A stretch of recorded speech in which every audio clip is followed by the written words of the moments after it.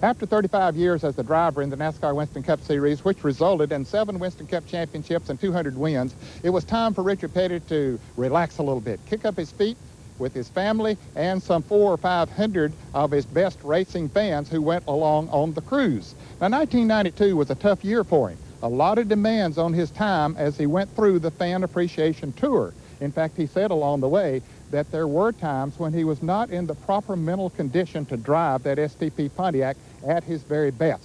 But we caught him on the cruise ship in a relaxed atmosphere, and here's the way the conversation started.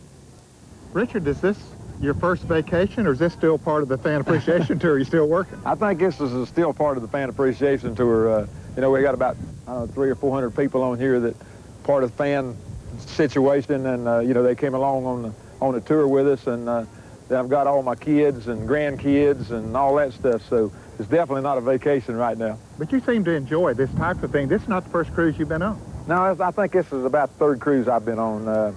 It's the first time I took my family with me. You know, it was around Thanksgiving and stuff, and we said, hey, man, it'd be a great time to get us all together. And, you know, got them together for probably 35 years, so got everybody together, and we all come on a cruise, and it's been great. I think I probably enjoyed it more than they have. Has it really sunk in yet that you have retired now, that you won't be driving that 43 anymore? I don't think so, Ned. Again, we left Atlanta and went back home and got squared away, and you know, had a couple things, appearances we had to do then, and then we jumped on the boat, and here we are down here, and we got to go back and got a couple things to do, and then we'll go to the banquet. So still a little bit early for that part of it. And plus, I told people, I said, look, I'm not retired until they throw the green flag at Daytona in February, because nobody's racing right now. I just won't practice any over the winter. Is there anything that you can do to prepare yourself for when that green flag does fall at Daytona? I don't think so. I think I'm just going to have to learn to live with whatever comes down the line. You know, right now, they're home testing. They were supposed to test the Wilkesboro Monday and Tuesday, but I think it rains, so I don't know if they got much testing in or not. You know, so all of that stuff's going to be an ongoing deal, and I'll just try to keep up with what's going on from that standpoint.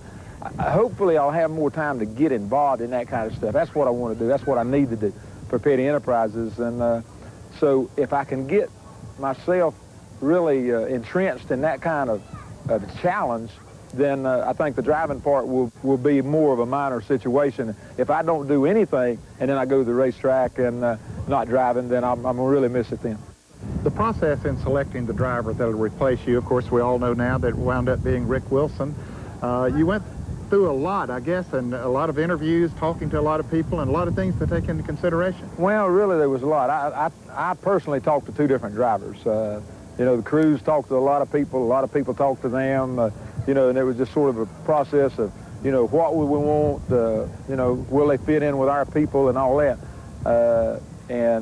You know, we looked at Rick and said, okay, Rick's never won a race. You know, he's been driving a lot, but we said, okay, you know, maybe it's not all him. Maybe it's the situation that he's in. So we said, okay, we look at that part of it. We didn't want to look at a true raw rookie, because you wait in 2 or 3 years, no matter how good a driver he's going to be, you wait in 2 or 3 years before he learns the racetracks and learns how to work with the crew and stuff like that. You know, I think he's going to be good for STP and Pontiac, and, you know, from that standpoint, I think he can do a lot of things that I would have normally done, but I won't do now. I think he can fill the gap real good. I talked to him at Atlanta and asked the question, is there going to be a lot of pressure on you filling the King's shoes? And he said that you folks had really worked hard toward to try to take pressure away. Well, we're not really looking at him filling anything. It's a whole new ball game. No matter who comes in, you know, we're not expecting them to be a Richard Petty, and we're not expecting them to be that criteria. We're starting with a new ball game. We're starting with Petty Enterprises as a new situation, starting with a new driver, starting with a new car number, new paint job. You know, we're starting with Rick Wilson driving a Petty Enterprises car. Right now, the score is 0-0. And he's got nothing to really back himself up to, because I've never had another driver, so I can't compare him with another driver, and definitely he doesn't need to be compared with me, and because, again, it's a completely different situation. Rick Wilson might just be in the best situation he has ever had to really show what he can do as a NASCAR Winston Cup driver, and we all know that he hated to sit out the 1992 season and is anxious to go in 1993. Well, we need to take a short break. Still to come, Richard Petty talks about some of the highlights of those 35 years of racing, so don't you go away. Merry Christmas to all the Richard Petty fans and all the Winston Cup fans.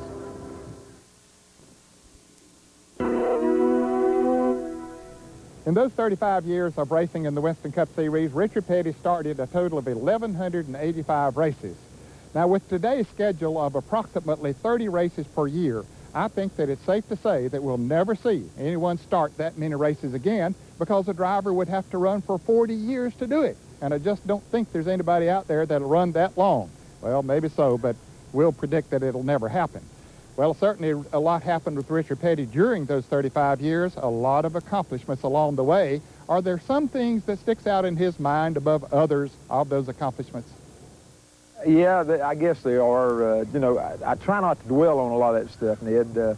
You know, it just happens, it's over with, and it's gone, and you go again, you know. But, you know, if you want to go back to the beginning of the deal, you know, it was really, really a big deal to win your first race. And you said, man, nothing will ever top this until you win your second one. You know, and then it gets lost there. You know, winning first race at Martinsville in 1960, that was a big race for me. I hadn't won but one other race, but, you know, I just getting things started good. Then we come back finally in 64 and win a super speedway race at Daytona. Then you come back in 66 and win it again. You know, so the first one don't look as big when you do that. But then we came back with a 67 season, and, you know, I still don't believe that. Just reading what happened and thinking about what happened, it's just it was an unreal season. You know, then we come back in the early 70s and won 21 races, I think, one year in 71 or something like that, which was a super good deal, and came back in 75 when they'd shortened the season up and won 13 of those races out of 30. That was as much as anybody's ever won, and won a championship again. And, you know, you come back in 89, 79 and win a championship, come back in 81 and win Daytona again, come back in 84 and win your 200th race at Daytona. You know, all of that stuff is really big if you just sit down and think about it one thing at a time. But I've been so fortunate that so much of that stuff has happened that, you know, I'm just thankful that it did. I believe you told me that you've never been a real goal setter. No, I don't never set goals. I set one goal, and that was win 200 races, and that's all I done. That was the end of that deal. I should have set it at 205 or 210 or something like that. Maybe I'd have got it. But I always look at it that if I set a goal and I get to it, I didn't set it high enough. And if I don't ever get to it, then I set it too high, and I'm always going to be disappointed. So, again, I keep saying it. I just try to do better than what I've done before, and most of the time it's worked. Now, how many wins did you have when you set that goal? Well, you didn't set it when you started out, did you, to win 200? No. I think probably the 200th goal, when I won the 100th race in 69, somebody asked me, what's next? I said 200. You know, ha-ha. I mean, you never dreamed about getting to 200. But I think when I got up about 180 or 185 or something, then I started saying, hey, you know, it's a possibility. I can do this. And, you know, then naturally it got on down, and then the wins started coming fewer and fewer and fewer, you know, between them. And it kept getting further and further away. And we finally got it. But like I say, I was lucky to do that. I mean, it was just no doubt about that. You started the Fan Appreciation Tour at the beginning of the year. It's, I guess, sort of like your career. You didn't really expect it to go that big, but it mushroomed on you. Well, we really didn't figure it quite right. You know, we figured it would be a pretty good year for us, you know, from a standpoint of being able to go out and do a lot of things, and we knew we was going to be busy, but nothing could ever got us ready for what really happened as far as how busy we were, how many demands there were on us. You know, as many appearances and stuff. We really didn't set out to make that many. You know, my focus was so much away from racing that even when the car run good, I didn't run good. We had some really good cars this year that were very capable of winning races and running up front all day long. And, you know, I was running along 10th or 15th place, or 20th place or whatever, and really feeling bad because the boys in the shop had worked so hard, and the fans had also wanted to see me do a little bit better. But I said, you know, I got to race next week and a week after that, and I got to get through this year and still be able to walk and talk. And the good Lord looked after me and let me do that. We were talking at dinner the other night about our children and things that they do. And of course, Kyle has been very successful as a race driver. Won his first race that he ran in. How special was that to you? Well, you know, just as we was talking, no matter what I've accomplished or what you've accomplished, I think when Dale does good or Kyle does good, all of what we've done just sort of gets laid back in the background, and we just look at it that, hey, that was our son. You know, we might have not done that much or might have been that involved in that particular deal, but you're so proud. If he had a helmet on, you'd have busted the helmet. I guess your head gets so big when your son does good. And, you know, I know how Bobby Allison feels. You know how the people feel that have been out there and struggle with all this and know how tough it is. And then when their son comes out and wins a race and does pretty good, you can't be any prouder than that. One of the things that has helped to make Richard Petty so popular over the years is the value that he puts on his family ties, and I can certainly relate to that. And the accomplishments of your children always seem to be greater than anything that you did yourself. Well, there's more to come with Richard Petty. You stay with us. We'll be right back. This edition of Track Talk is brought in Wisconsin. Hope I pronounced your name right, Kathy. The question is, in a Winston Cup car, the driver wears a helmet with fresh air supply. Where does the fresh air come from when there's exhaust all around them? Good question, Kathy. And for the answer, we'll go to Jeff Gordon, who will run for Rookie of the Year honors in 1993 in a Hendrick Motorsports car. Well, thanks for writing in, Kathy. That's a great question. We have a pump that's inside of the car with a filter, but when we want fresh air to that system, we bring it in through a side duct in the window straight to the pump. Thanks for writing in. If you have any race questions, write to us at Inside Winston Cup Racing, Box 240417, Charlotte 28224. If we use your question on the air, you'll receive this embroidered Miller Genuine Draft Jacket. You'll also receive a copy of NASCAR videos, A Week in the Life of a Race Team, the latest volume in the exciting series, bringing the NASCAR lifestyle roaring into your living room. Petty Enterprises has always been one of the top racing operations in the country. Of course, it started out with Lee Petty, Richard's father. He won 3 NASCAR Winston Cup championships before he retired in the early 60s, and then Richard Petty picked up along the way and won a lot of championships, in fact 7 in all. And during the Fan Appreciation Tour this year, a lot of folks thought that Kyle might be the next driver of the STP Pontiac. But there was a little bit more to it than just saying, okay, son, come on over here and drive this STP Pontiac. See, Kyle has a deal of his own with the Sabco racing team in Mellow Yellow, so he couldn't just break away and come into the family fold at this time, but at least we did pose that question to Richard. I feel like that one of these days he will come back, and he'll probably take over Petty Enterprises.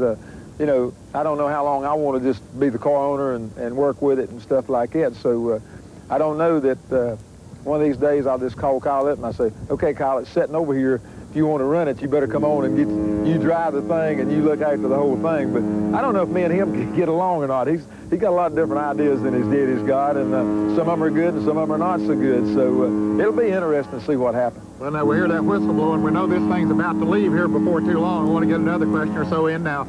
Was that basically the way it happened when your dad quit and sort of turned things over to you? Well, see, we was a little bit in a different situation in the sense that Father got hurt at Daytona in '61, and he came back and run a little bit in '62.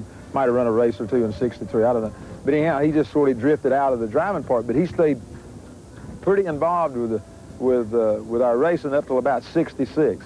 And, you know, in all that time, my brother and myself were taking over more and more, doing more things, looking after the business and all that stuff. And Father, he'd wander in and he'd say, do this, and we'd done something else. And, you know, really wasn't that much conflict, except we just sort of say, shake our head, yeah, that's okay. And then when he left, we done what we wanted to do. And I don't know, one time, I don't know, about the middle of the year, I guess, something in '66, he called my brother and myself in the office and said, okay, guys, it's y'all's. Y'all been doing a pretty good job with it. Y'all just continue to do it. Y'all run the business, and, you know, your mother look after the books, and I'm gone. I got some golf clubs. So he took off. And, you know, it was a pretty emotional situation. My mother got all upset and stuff, and me and my brother didn't know what to say. But anyhow, Father left and just left it all up to us, and me and him run the business since then.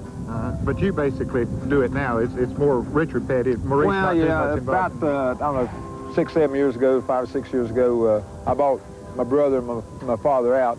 My brother's health had got down where he couldn't really look after his part of the business deal, and my father wasn't interested in it anymore.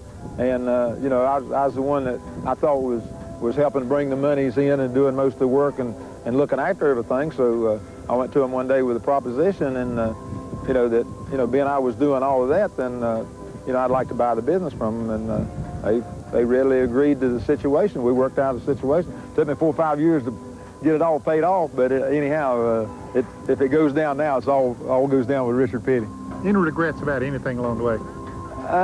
Ned, I guess there is a lot of regrets over a period of time, but there's been so many good situations that you just sort of put the regrets behind you and say, hey, you know, if I fix one of the regrets, then one of the good things is liable to fall away, and you know, you just leave it like it is. And you know, I don't think that if I had to go back and do it again, you know, you'd try some things different, but in the long run, you'd probably be better to leave most everything like it is because it come out so good.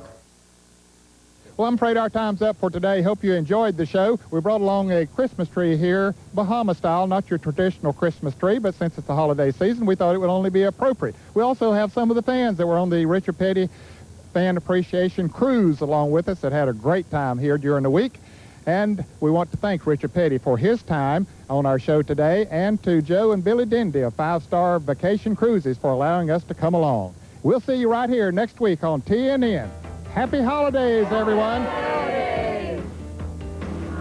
Inside Winston Cup Racing has been brought to you by Coal Filtered Miller.